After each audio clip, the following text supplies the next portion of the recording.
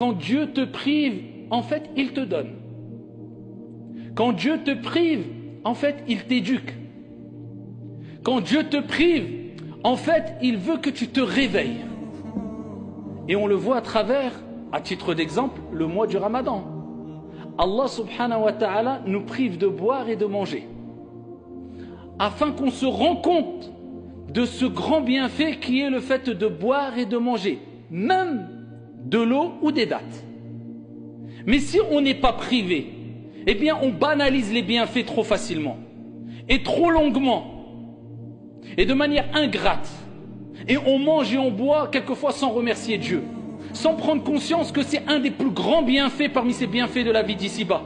On a même du mal à dire Alhamdulillah quand on finit de manger, louange à Dieu. Bismillah au nom de Dieu quand on commence à manger. Pourquoi? La banalisation des bienfaits. Et ça c'est un grand mal qui nous touche toutes et tous, quand on banalise les choses. En fait, quelquefois, ou quelque part, on peut dire qu'on est un peu pourri gâté. Vous avez un enfant, quand on le rend pourri gâté, tout ce qu'il veut, il donne plus d'importance à ses jeux, aux cadeaux qu'on lui donne, à peine il dit merci. On est un peu pourri gâté, nous.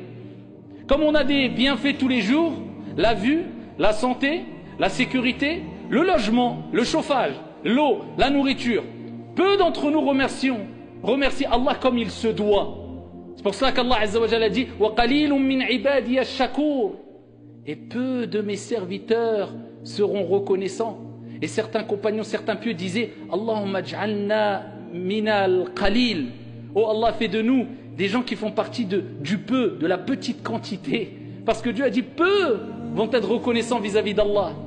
Et quand Dieu te prive, eh bien c'est pour te rappeler à l'ordre, pour te dire, tu vois, tu l'avais et tu ne donnais aucune importance, maintenant tu l'as plus. Maintenant tu vas retrouver ce que tu avais perdu.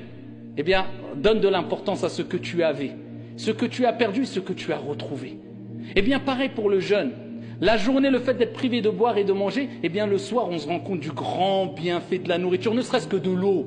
Une gorgée d'eau, qu'est-ce qu'on donnerait quelquefois pour une gorgée d'eau dans la journée? Mais on se prive, par amour pour notre Seigneur. On patiente, parce qu'on sait qu'après l'effort, après la difficulté, après la patience, vient la récompense et l'apaisement et la sérénité. Et c'est bien, c'est pareil pour toutes les épreuves de ta vie. Quand Dieu te prive d'un emploi, Dieu te prive d'argent, Dieu te prive d'une part de ta santé ou d'une partie de ta santé, Dieu te prive d'un membre de ta famille, c'est pour te rappeler à l'ordre et pour te dire, regarde, tu l'avais, peut-être tu n'étais pas assez reconnaissant, je veux ton bien, je te le prive mais je te le rendrai. Parce que la yukallifullahu nafsan illa wus'aha.